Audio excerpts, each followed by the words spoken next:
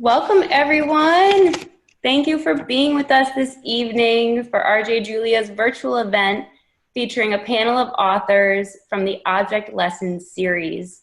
Before we get started, I just want to go over a few quick Zoom housekeeping details. If you haven't noticed already, everyone is muted and will remain muted throughout the duration of the event. But please do ask us questions. We want to hear from you, and you can send them to us using the chat box function on your Zoom screen. We'll get to as many questions as possible later on in the evening, and RJ Julia's Mission Control is monitoring the event. So if you've got a question, just send it on over, and we will get to it later on. For optimal viewing, you can use the Zoom view functions on the top right corner of your screen, which will allow the speaking author to be highlighted throughout the event. If at any point you do experience technical difficulties, it happens. All you have to do is click the link again and you'll be readmitted. And of course, please don't forget to purchase this series of books at rjjulia.com. We will send the link over to you using that chat box function later in the evening as well. So let's dive in. Tonight, we are pleased to be joined by 4 fantastic authors and contributors to the Object Lessons series, which is published in partnership with an essay series in The Atlantic. Object Lessons brings us beautifully crafted books about the hidden lives of ordinary things, all of which start with a specific inspiration and develop original insights and lessons about the object in question. Author Erik Anderson brings us the object lesson Bird. Erik is the author of 3 previous books of fiction, including Flutterpoint Essays, selected by Amy Fusselman for the 2015 Zone 3 Nonfiction Book Prize. He teaches creative writing at Franklin and Marshall College and lives in Lancaster, Pennsylvania. Dr. Rolf Halden, author of Object Lessons Environment, is director of the Biodesign Center for Environmental Health Engineering, Biodesign Institute, professor in the School of Sustainable Engineering and the Built Environment, and senior sustainability scientist at the Global Institute of Sustainability at Arizona State University. He serves on the expert team of the American Chemical Society briefing decision makers at the U.S. Environmental Protection Agency, at the Food and Drug Administration, the National Academies, and members of U.S. Congress on issues pertaining to environmental health and sustainability. Dinah Lenney is the author of Object Lessons Coffee. She is a member of the core faculty of the Bennington Writing Seminars and the author or editor of 4 books, including The Object Parade. Her essays and reviews have been published in the Los Angeles Times, the New York Times, the Washington Post, among other publications. And last but certainly not least, author Steve Mentz brings us Object Lessons Ocean. Steve is professor of English at St. John's University. He is author of 3 books, including Shipwreck Modernity, Ecologies of Globalization, and the editor of 4 books. His maritime research has been supported by the Folger Shakespeare Library, the John Carter Brown Library, Mystic Seaport, the National Endowment for the Humanities, and the National Maritime Museum in London. Steve actually coordinated the panel for us this evening, so thank you very much to Steve and these authors for joining us tonight. Without further ado, please welcome Steve Mentz. Thanks so much. It's really such a pleasure to be here in this virtual space. I actually am particularly pleased and excited to be virtually at RJ Julia. For me, this is a little bit of a local as well as a cyberspace event. I live down the Connecticut shoreline from RJ Julia. I have been to the store many times over the years. And in fact, when we get to my reading at the end of our little sequence, I'll talk a little bit about the presence of our local ocean here on Long Island Sound. But it is a particular pleasure to be gathering virtually together with everyone, and also to be doing it through the auspices of a place that I really love and admire in the part of the world where I live. So we will go through, the 4 of us, and read short selections from our short books. We'll then have some discussion among ourselves, and then there'll be time for questions from the audience. So please, if you think of anything, just post it up on the chat, and the tech wizards will make all the questions happen at the appropriate time. But so I think we're going to start with Erik and Bird. Sounds good. I will. Can you hear me okay? Am I coming through? Okay, good. So I am going to read, I just say a couple of words about the structure of the book. Dinah and Steve have already heard me give this spiel, but I'll make it very quick. Basically, the Bird book is divided into these kind of alternating sections between sort of narrative nonfiction, long-form journalism, and then these shorter little self-contained units that kind of mimic a bird field guide. And I'll be reading one of those tonight. And before I do read, I just want to say thanks to RJ Julia, everybody at RJ Julia, for hosting us tonight. This is a great opportunity for us to gather and virtually launch our books out into the world, since we can't physically do it. So I'm going to read Dusky Seaside Sparrow, M.O. Dramas, Maritimus nigrescens. The dusky was a fuscous little bird with an extremely limited range. It lived past tense within 10 square miles of Titusville, Florida, otherwise known as Space City. It was an idyllic spot for the duskies, full of salt marshes and cordgrass. But beginning in the 1950s, as NASA took root nearby and the human population soared, the birds' numbers declined. People had always considered the area a backwater, so overrun by mosquitoes, it was practically uninhabitable. But then the marshes were drained or impounded, and the local watershed was transformed by urban and agricultural growth. DDT took care of the rest. During the year of the first manned spaceflight, 1968, there were close to 2,000 duskies living near the Kennedy Space Center at Cape Canaveral. But by the time the Challenger disintegrated 73 seconds into its flight in early 1986, there was just a single dusky left. Orange Band, as the bird was unfortunately known on account of the tracking ring around one of its legs, was slightly fat, blind in one eye, and exhibiting signs of gout. He was living out what remained of the long life of his species, perversely it now seems, as part of an attraction called Discovery Island at Disney World, which had agreed to take in the beleaguered bird, generously hosting a costly and ineffective breeding program whose chief success before throwing in the towel was to produce a bird, as the New York Times reported, that was 87.5% dusky. Just moments away from the mainland by motor launch reads one old brochure. Discovery Island is a fascinating kingdom where nature reigns and you are its honored guest. Or so Disney wanted its visitors to believe, until the company abandoned the island in late 1999, having relocated the remaining animals either to another part of the resort or to nearby zoos. At that point, it had been more than a decade since Orange Band had died, but it would be another decade before the space shuttle program, having achieved its aims, was finally discontinued, albeit too late for the sparrow. These days, Discovery Island is more or less inaccessible, although for some reason, maybe to give the illusion of activity or more fancifully as a tribute to the Duskies' demise, Disney keeps the dock lights on. Thank you. Thank you, Erik. It's a wonderful day to be thinking about the space launches from Florida, of course. Rolf? Yeah, hello everybody. Thanks to you. Yeah, so it's great to be here. It's a real pleasure. My book is about the environment, and I think people have taken note of the environment in the past few months, haven't we all?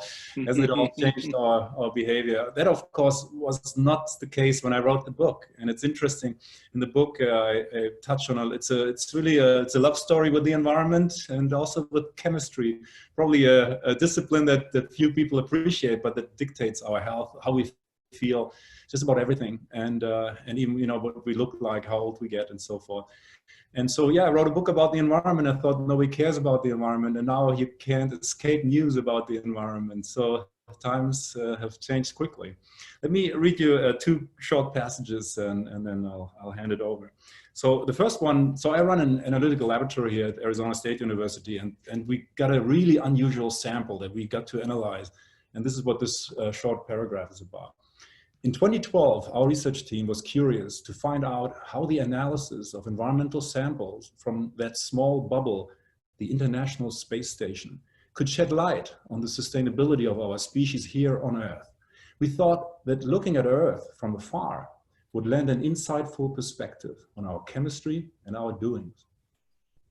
I had analyzed tens of thousands of environmental samples before, but this one was special, precious, maybe even priceless.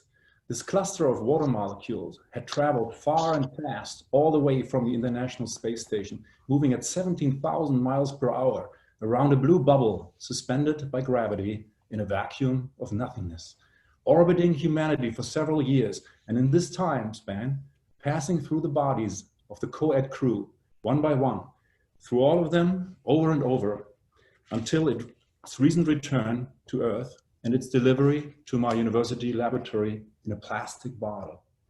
What would we find in these 3 precious liquid ounces of well-traveled space water, of recycled dinosaur piss that ejected into space aboard a tin can, became drinking water, became astronaut, became male, became female, became dirty and clean before finally returning to a spaceship much bigger than the vessel we see when we look in the mirror, much bigger than the space shuttle and the International Space Station, this spaceship we call Earth. What would our analytical measurements teach us about the astronauts' exposure to chemicals in space in their engineered life support bubble? And what would it teach us about ours here on Earth? A lot. We found a contaminated soup, thick with persistent synthetic chemicals dreamed up by humanity. We found evidence of a new epoch we are ill prepared for, the Anthropocene. The United States National Aeronautics and Space Administration, NASA, and its contractor requested our team not to make public what we found in the space water. But it won't remain a secret much longer. Too much evidence is lurking in too many places, without and within us. To see what's in hiding, let's focus back on our home bubble, planet Earth. So there's a little story about analyzing water, and hopefully there's a little suspense injected here that makes you read the other chapters. I'd like to move on so that the space water arrived from outer space in a plastic bottle. And plastic is an interesting material that is featured on the cover of the book. But it's obviously a material that we can't get away from. So here's a short passage on plastics. Today's plastics are an anachronism. Many were discovered by happenstance, and they were never designed for mass production and recycling. In other words, plastics are an ongoing accident causing damage of global proportions. The impacts on human health are multifaceted and are still emerging. I found plastics intriguing because these materials represent one of the few types of pollutants that are easily discernible with the naked eye. Plastic pollution is ubiquitous, observable, and ugly. It can serve to teach us something about our relationship with the environment and the products we consume. Walk along a river and you see plastic trash protruding from river sediments, floating in the water and hanging from branches of trees on the riverbank, hinting at the high water line set during flooding. Go beneath the water surface and you can be sure there are more plastics there. Plastic bags, plastic cigarette filters, plastic wraps, plastic bottles, plastic clothing, plastic fishing line, and so on.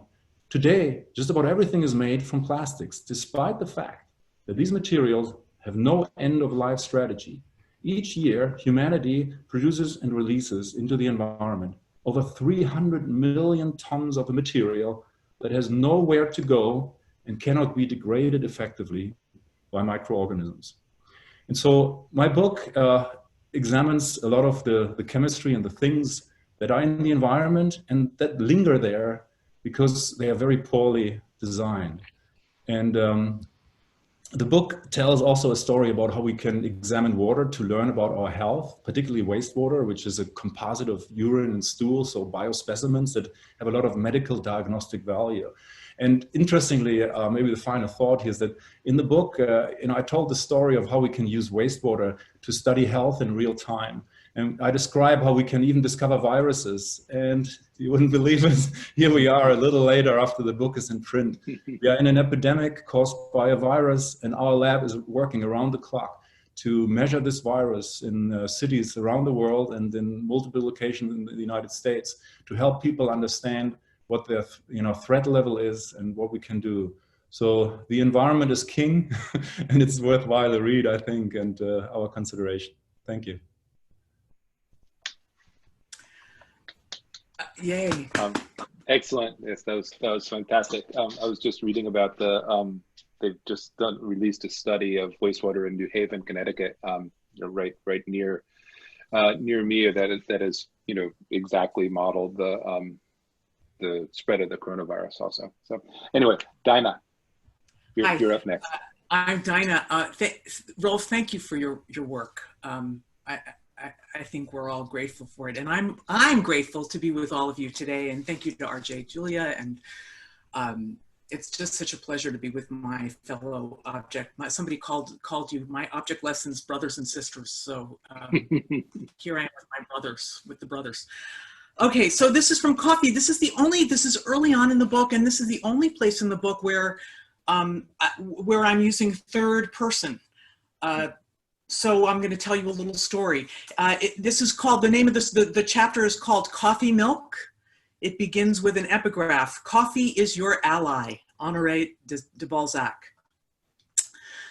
The little girl doesn't know what the lemon is for, or how the beautiful mother, pale skin, black hair, high bones, sure fingers, see how they twist the peel just so, can drink what looks like oily ink with a layer on top of yellow-brown goo, though she does love the tiny cup in its saucer.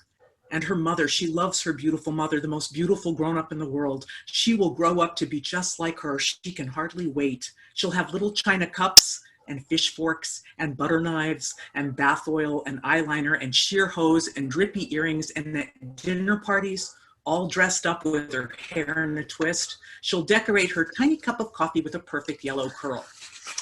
Sidebar. Most of this never happens, although she does acquire butter knives, but never once in the ensuing 5+ decades has she ordered a Cafe Romano. That's an espresso with shaving of lemon. For now, the little girl occasionally drinks coffee milk, a tall glass of skim with room for a ½ inch of coffee and a teaspoon of sugar, the only way she can get it down, which she is told she must do, otherwise she won't grow. But she only gets to have this delight every 3rd or 4th day. If she drinks too much coffee, the mother explains, it will stunt her growth. Stunt, such a terrifying word. Even so, she hates the milk all by itself, still true. When she isn't permitted just that little bit of coffee, what does she do? She waits her mother out. Every morning, the mother exits the kitchen, crossword puzzle in hand, to run a bath. Then she pours the whole glass down the sink. "Did you drink your milk?" calls her mother from the tub. She shouts back that she did. But not so. She has never had a full glass of milk in her life, not that she remembers, and look, she grew anyway. She thought she might never stop growing. It was awful to be so tall, except she did get to play the male leads at Wakila Camp for Girls. And eventually her mother got wise, stopped pushing the milk, let her have as much coffee as she pleased. Finally, at 5 feet 8 inches, not so towering, though on family vacations her cousins called her Wilt for Chamberlain, which was horrible, she was done. What she now knows, those cousins, grown men on the short side, were jealous even then. Also, coffee doesn't stunt anything. File that one under coffee myths. Whereas to be filed under truths, if not exactly facts, even espresso doesn't have to be bitter. It shouldn't need that shaving of lemon or sugar or milk. However, subjectively speaking, everything that is worthwhile is to some extent subjective, said Nabokov. If coffee makes milk less disgusting, milk, as disgusting as it is, makes most things more delicious, especially coffee. Although I can't believe I got through that without freezing, too. I'd like to say that was thanks to the internet, thanks to Zoom. Yes, that's a great passage. I love that passage. Thank you. So it's my turn. I'm going to talk here briefly about this book, Ocean, this little ocean that I can carry around in my pocket. And it's also, because it is late May on the Connecticut shoreline, it is for me a kind of season of returning physically to the ocean. The water temperature around here now is in the high 50s, and that is warm enough for me and for some of my neighbors to start swimming every day again. And so this is a moment of transition. And in this moment of transition, I spend a lot of time thinking about one particular poem. That's also a poem that I write about in a section of this book. It's a poem by Emily Dickinson, who isn't necessarily everybody's immediate choice of an oceanic writer, although I think she's a particularly great writer about the ocean. And I chose in this book to give her a pride of place instead of, I don't know, Melville or Byron or someone like that. And so this is the Dickinson poem that I murmur to myself every year when I dive into the cold water for the first time in the spring. And then I'll read you a little bit of what I have to say about this poem and about Emily Dickinson's relationship with the ocean in the chapter. So here's the poem, which is very short. Exultation is the going of an inland soul to sea, past the houses, past the headlands, into deep eternity. Bred as we among the mountains, can the sailor understand the divine intoxication of the first league out from land. So that's Dickinson's short poem. And then here is just the concluding page or so of the chapter that I wrote about Dickinson's relationship with the sea. And here I'm trying to sort of come to, I'm trying to summarize, I suppose, or come to terms with, assess in a general sense, what this particular 19th century poet might have to say to the ocean in the largest and vastest sense. So here's what I wrote. It's possible to interpret Emily Dickinson's fascination with the sea in two distinct but complementary ways.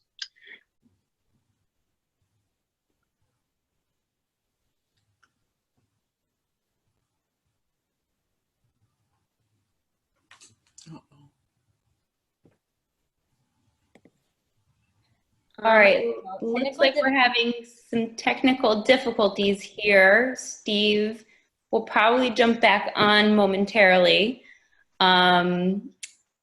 Is he coming back on now? No, yeah, this happened once earlier. He froze and then he re-entered the waiting room and I readmitted him. So I think he knows what happens. He's probably in the process of hopping onto a different browser, and I'll let him back in. But in the interim, why don't we, wait, did someone just come? No, okay, I think he left. Oh, here he is, right. So we can just pick back up where we left off. Hi, Steve. Just give your audio a second. All right, there you go. I had the feeling, Dinah, when you said that you made it through without crashing, that was it for me. I want to thank you for making me feel comfortable if it happens to me. Thank you. That's so gracious of you. All right. Back to Dickinson. Dickinson wrote in 19th century America, and her era witnessed the most dramatic increase in ocean-borne travel in human history. Like Herman Melville, Lord Byron, and Jane Austen, she registered the rise of transoceanic shipping in her art. Like many other poets of the Romantic era, Dickinson found in the inhuman vastness of the sea both an apt metaphor for the transcendent imagination and also a technical challenge for lyric poetry.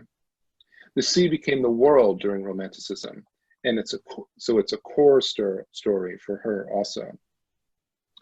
But I also like to think that Emily Dickinson loved the sea for everything that it was not Amherst, not human, not present to her daily labors. Its alien waters confronted her at every turn with counterpoint, opposition, inaccessibility. I like to think that poetic art gets made through the encounter of ambition and impossibility. Her sea was world and also negation, presence and absence both, alien and core together. I value Dickinson's oceanic poetry as environmental art, describing the mismatches and half-glimpses through which humans live in our more than human world. But then, I'm the sort of person who murmurs lines of Emily Dickinson's poetry to himself every spring when I dive for the first time of the season into too cold salt water. Did I keep the audio for that? You did. You did. It was beautiful. You did. Right. Bravo. Thanks. Sorry about that. I got kicked out by my own browser, I think, in the middle there. But so what I thought we might do before throwing it open to questions from the audience is the question that I've been thinking about as I have been, react in a relationship with this book now as a completed object is how for each of us has the relationship between the author and the object that you. Oh no. So I know that Steve wanted to ask this question about how the relationship between the object and the author has changed after writing your books, which I think is a fantastic and interesting question, which we would all be anxious to hear your answers to. Dinah, do you want to start? Sure. I'll jump in to say that I actually can now drink black coffee, which was not true when I wrote that little sequence. I wrote that little section early on, and I was devoted to milk in my coffee. Now I drink much better coffee than I used to, and it is delicious, and I love it black. I also love it with milk. Make no mistake, I love my coffee with milk, but my appreciation of coffee has changed. So, I think when I started writing the book, I intended to write about what coffee was for me emotionally and what it called up for me in terms of associations. And maybe I didn't know, definitely I didn't know how important coffee was in and of itself, in terms of the way it's produced and the taste. And, we just drink much better coffee now. A lot of people say that there's no life before coffee, and most days that's true for me too. Yeah, well, and that was always true for me, that I always wanted my coffee. I didn't know that I wanted it to be delicious, though, and now I really do. Now I want it to be delicious, unless it's room service coffee, and then I don't care how it tastes. I'm so delighted that somebody else brought it to me, and that's very exciting. But yeah. I have to say your book made me a little ashamed that each week we buy the same kind of coffee. It's like I really need to expand my palate and maybe take.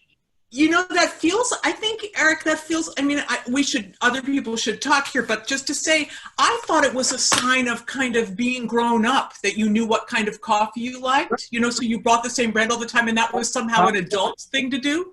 That's not the case. No. Okay. So anyway, what about you guys? How did your relationships change? Rob? I'm gone. Oh, no, you're there, Dinah. Oh, I'm here. Yeah, I can go next. So to me, I started out as a microbiologist in my training. I love biology. I love the great outdoors and life, and studied that. But there was no living to be made, so I had to become an engineer in order to put the food on the table. So I always had an appreciation for the environment. But it's interesting to see now how much the relationship of all of us is changing during this pandemic, how we consider everything we do. And it was very difficult to communicate before that each of us is part of the environment, that we create each other's environment. It was because people think there's like a glass shield screen between the environment and us, and we are different from the environment. But no, we are exuding chemicals, and we are taking up chemicals like a sponge all the time. And that was a difficult concept, which is now kind of obvious, and we're all scared. But I think if I have only a minute to say something here, I don't want you to be scared. And so, you know, even with the virus, as bad as it is, it's important to just, you know, be rational about things. And so you're better off outdoors than indoors. And your biggest threat is droplets in the air. It's not, you know, the fomites. It's not the little speck that's somewhere, you know, unidentified stain on your coffee table. Most likely will not infect and kill you. It is more the proximity to other people and speaking and even singing. And I play in a band, so that's bad. So we practice outdoors now. But it's really avoiding the droplets that have a heavy load of viruses that then get planted in your lung and might make you sick. And if you avoid those, then don't be scared of all the objects. I mean, you know, conduct yourself with caution. But it's not healthy to be too afraid. And so hopefully we can, you know, as we look at our environment and form our environment, we remember that. You know, our days are counted and we got to enjoy them, whether there's a pandemic or not. And let's be smart about it. And there's still lots to be enjoyed, like very cold water. I admire you for entering the vastness of the ocean at that temperature. It's remarkable. Yeah, I love, I mean, one of the things that I loved about reading your book, Rolf, is the wonderful precision. You described, I think when you were doing your introduction, you said that your book is a love story with chemistry, and the wonderful precision with which you describe the physical relationship between plastic and water and human bodies and other chemicals in the environment. I mean, I love yeah, I mean, in my world, in the world of literary theory, we spend a lot of time thinking about the relationship between insides and outsides and the distinction between bodies and environments. But there's this incredible material precision. I think of it in relation to Dinah's comment too, about like coffee as a technical process. Coffee is like making coffee in the morning is as close as I come to high school chemistry lab. I know you come much closer in a much more sophisticated way, the laboratory techniques, but you know, my ChemX thing sort of looks a little bit like a bit of lab equipment. And so, and I'm not as precise maybe as some coffee aficionados could be, but the way in which, you know, coffee, environment, ocean, bird, these are all material pressures that have this particular sort of impress on our bodies and also on our emotions, and that overlap is so interesting. Right.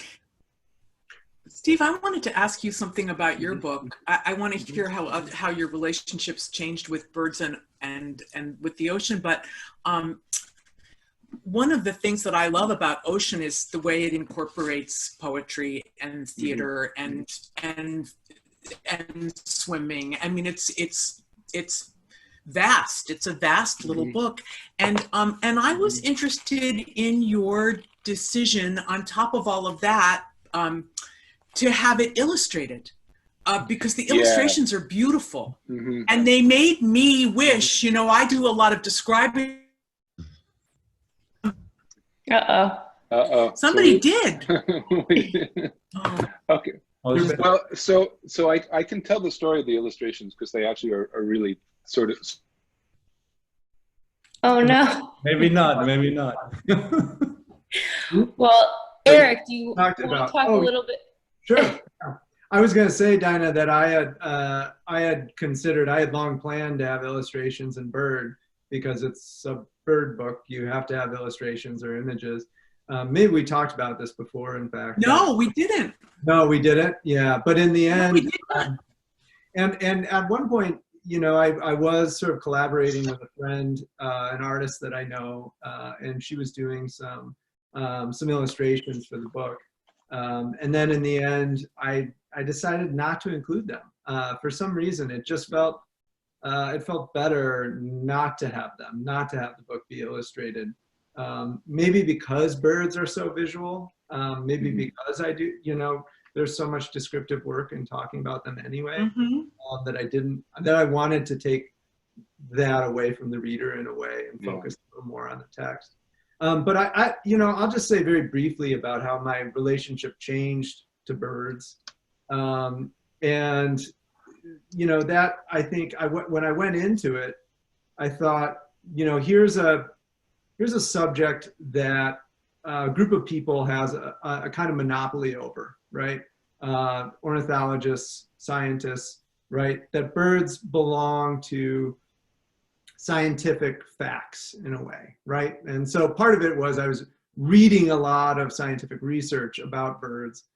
And I think in the process of the book, in the process of writing the book, I came to appreciate or realize or just embrace the fact that, we don't have to cede scientific facts to scientific meanings, right? That we can make meaning out of science in ways that scientists wouldn't make meaning out of it, which is very different than saying, as a birder, I'm not a birder, but a birder who says I have a particular enthusiasm for birds. That's a different kind of meaning making than the meaning making I'm talking about. And I think that changed for me over the course of writing it, for sure. All right, great. Well, I want to just field some questions that we're getting from our audience here. Dinah, this one's for you. Can you talk a little bit about your research process? Oh, is she frozen? All right. Well, how about Rolf? Can you talk a little bit, or Erik, about your research process throughout making and coming together with the Object Lesson series books? Yeah, I mean, I'm a researcher, so I have a lot of baggage that I can, get out there. For me, the question was more, how do I communicate it? And I often feel that as scientists, we are so constrained because we have to be so precise, and we have to do things just in a certain way that is very ritualized and doesn't leave a lot of way for creativity. So I really embrace the idea of writing in a voice that could be new and very different from the scientific writing that I do. I also like the idea of illustrations. I hope this can be seen. So I had a very talented person. Can you see this? Yeah. So every chapter, this is from Griffin Finke, a high school student who made an illustration for every chapter of my book, which I meant to include, but I guess the production cost got in the way. and so here they are, the beautiful drawings. And so I like the crossover of different methods of engaging people. Obviously, you can talk in different voices. You can have different people report, and so forth. But I think I just enjoy the multimedia and the new experiences, just like this book readings. So it's enriching, and you never quite know what you get yourself into. But it sure is a pleasure. Do you ever find yourself feeling like you're going down a black hole of information, and you just have to stop yourself and get back on track back to the writing? I mean, start to finish, I know the process must take quite a bit of time because you do pour a lot of research into the end result here. Yeah. I think I would just say, I think that's absolutely true, that part of research is you gather and you gather and you gather, and eventually you're sitting on this big pile of research, and you have to sort of sift through and figure out what can I use, what do I need to discard. At some point you have to stop gathering and start writing. Some people, I think, write as they gather, but yeah, I think there's a kind of critical mass that you reach with some of these things. And we talked about this, Steve and Dinah and I have talked about this, this sense that Samuel Beckett has of, in art, you make a mess and then you clean it up. Like there's a lot of, that's research too. In research, you gather a lot of material and then you have to sort of, start pruning it.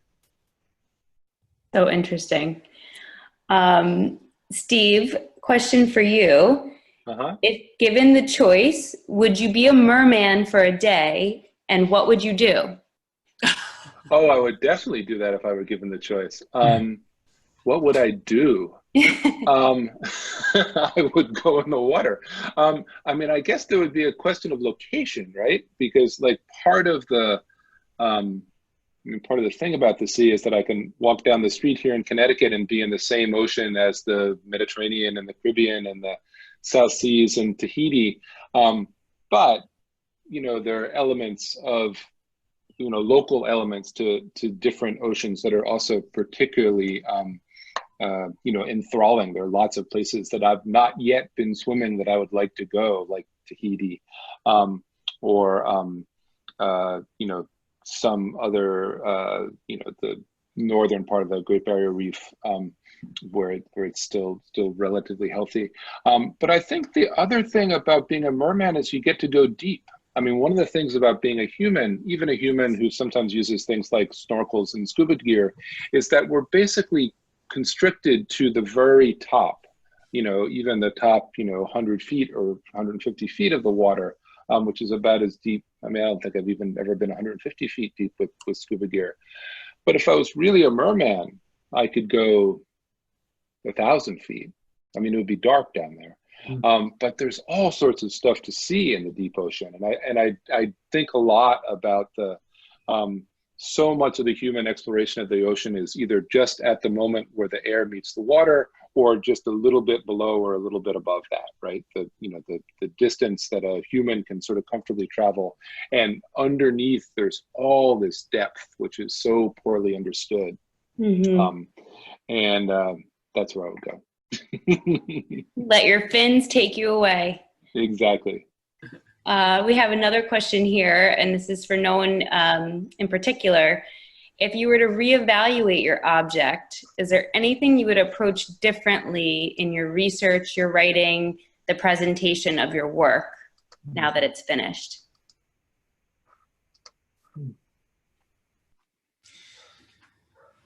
You know, I think I said that that if I were, my circumstances were different, if I wasn't a working person, if I had the time and the resources, I think I would have traveled.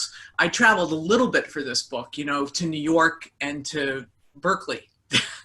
And I think, and to Goleta, where there's actually a coffee farm. But I think that if I'd had the wherewithal, I would have traveled to, you know, South America, to India, to you know, to see where and how people are growing, to Ethiopia for sure, and Yemen, where it all began, to see how people are, you know, how coffee is not just a part of their daily lives that they take for granted, but actually they're living, you know, and I would have loved to have done that. That would be a very different sort of book, yes. But yeah. So if you had limitless options on exactly. your research. Right. And, you know, funds and, you know, time. So. Right. I think I would have done, I probably would have done more experiential research too, I think. I mean, I did quite a bit, but one thing I always wanted to do and never got around to was, you know, they do a Central Park birding tour, right? And I've always thought, you know, I always thought that would be a sort of interesting object lesson in and of itself for, you know, nature and humanity, right? That there are, you know, quite a few birds, obviously, to see in Central Park. Well, for my part, I just want to thank the editors, because I made it easy. I just wrote 1.5 books, and then it was ripped into pieces and put back together, and I liked what I saw, and it was good. I had very little time. Would I do it different? I think nothing is ever done, and so I publish a lot on the site and for research papers, like hundreds of research papers. None of these is ever perfect or done, and they would, and if you do them over next week, they would be better. And so you have to kind of just let go. And I think that was an advantage I had, because I didn't have a whole lot of time. I think there was like 5 months in which I had to do this from start to finish, and so it just had to happen. I had a deadline, which deadlines are awesome. Without deadlines, the world would come to an end.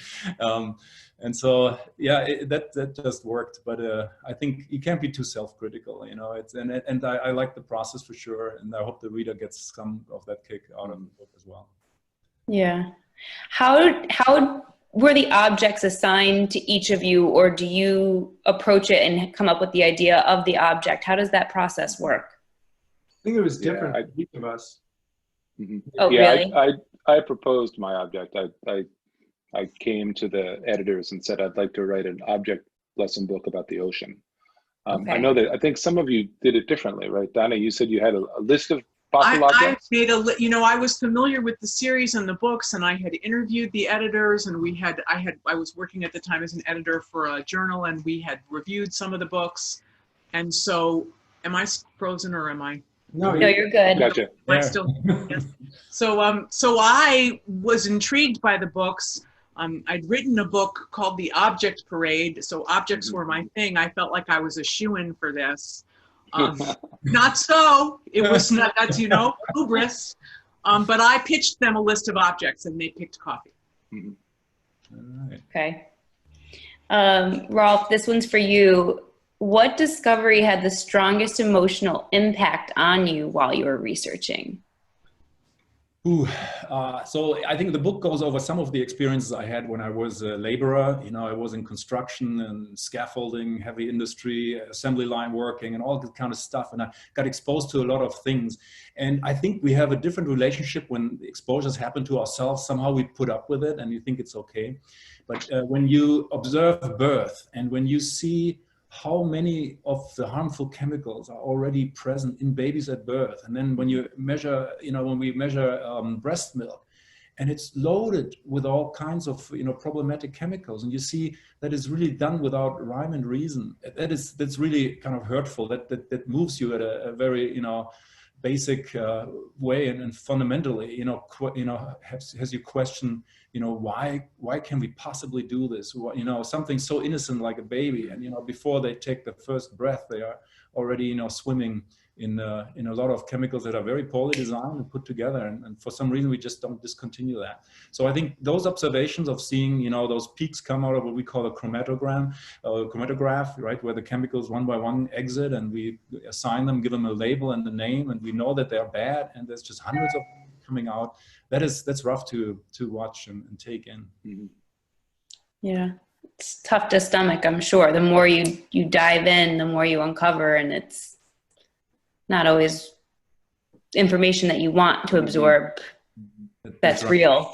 Absorb is the right word. Yeah. Erik, for you, if you could tell bird enthusiasts only one thing, what would it be?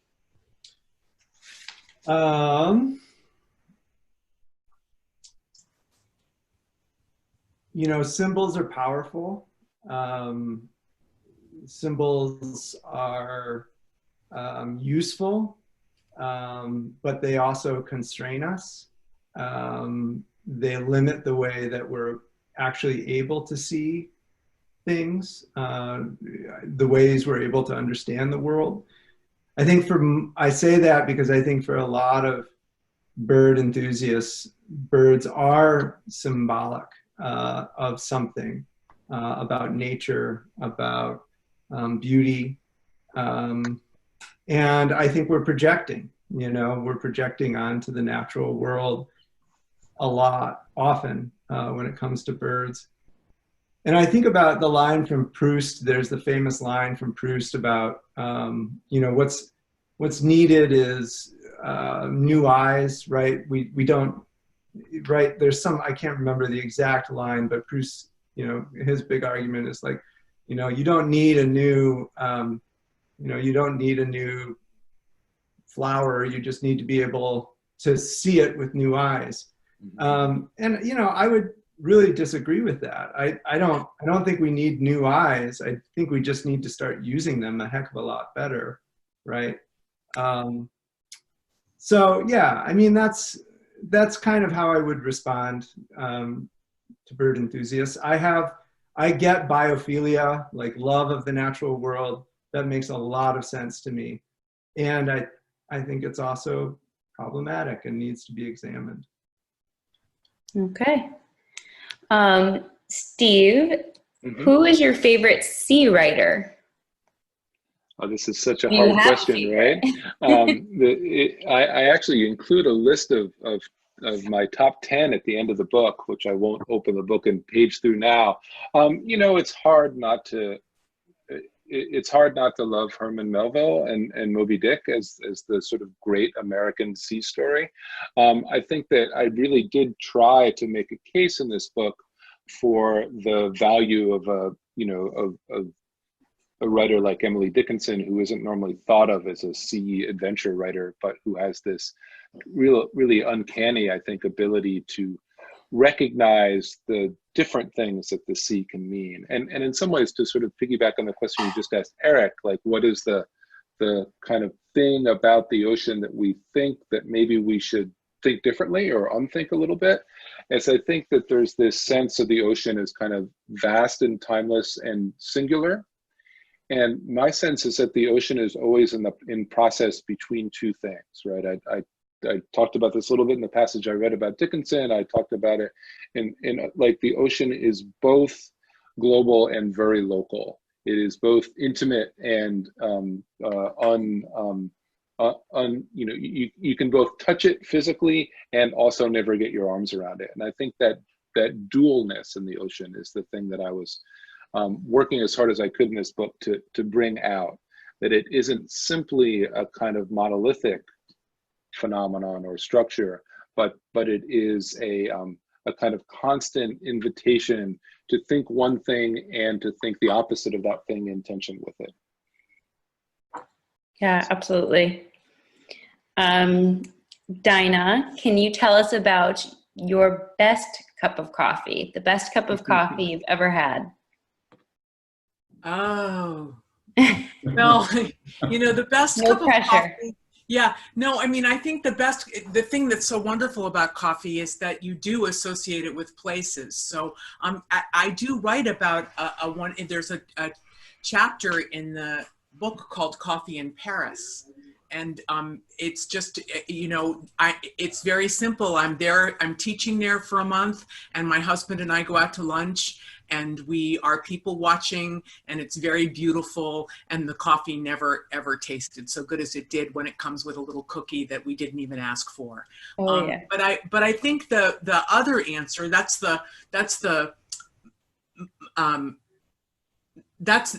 in terms of duality and metaphor, that's one answer, that the best cup of coffee was that coffee in Paris. But then really what I want to say is that the best cup of coffee is the first cup of coffee that I have every morning.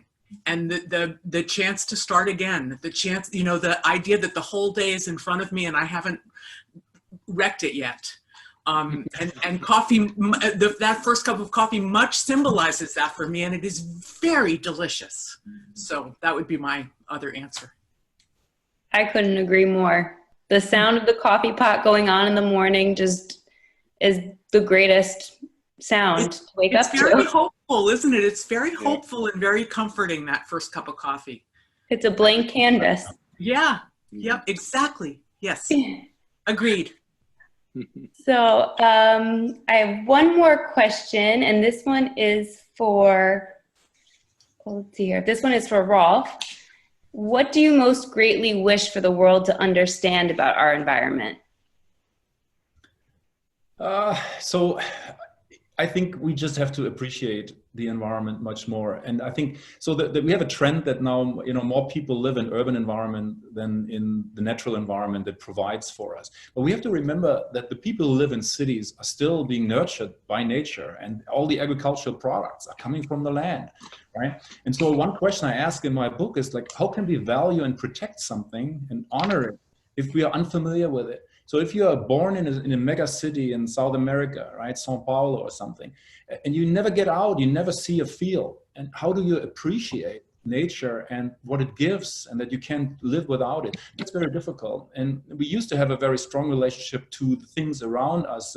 This village, this idea of a village, right, where you know everyone and you take responsibility for your immediate neighbors. We have lost that with globalization, and I think we never really replaced the ethics that are needed. We never shifted, and so our ethical horizon ends but our reach goes far beyond, and that creates some really adverse environmental and human health outcomes. And I'm struggling with that. And so it's kind of embracing the environment a little more and returning to it. And I think that's what's happening right now, thanks to the pandemic. You know, as bad as it is, a lot of people rediscover, you know, bike sales are through the roof. People are getting out. They want to be out there. And I hope they stay in there and stay in the environment and begin to appreciate how important it is. You're not, you know, it's not sentimental. This is your life support system. That's what I say so often. It's like, you know, you don't tinker with it. You know, you don't have to pull out this, and yeah, I can pull out this too. It still works. But that's what we're doing. It's not a good idea. Yeah, it couldn't be more true, like you said. Right now in the world, that's our silver lining. This is our awakening that we're all players in this world that we're living in, and we need to treat it right. That's right. Have a good cup of coffee and go out there and experience. Read your object lessons. Yeah. Yeah. Lots of experience. Listen to the birds, swim in the ocean. Nothing better. Thank you.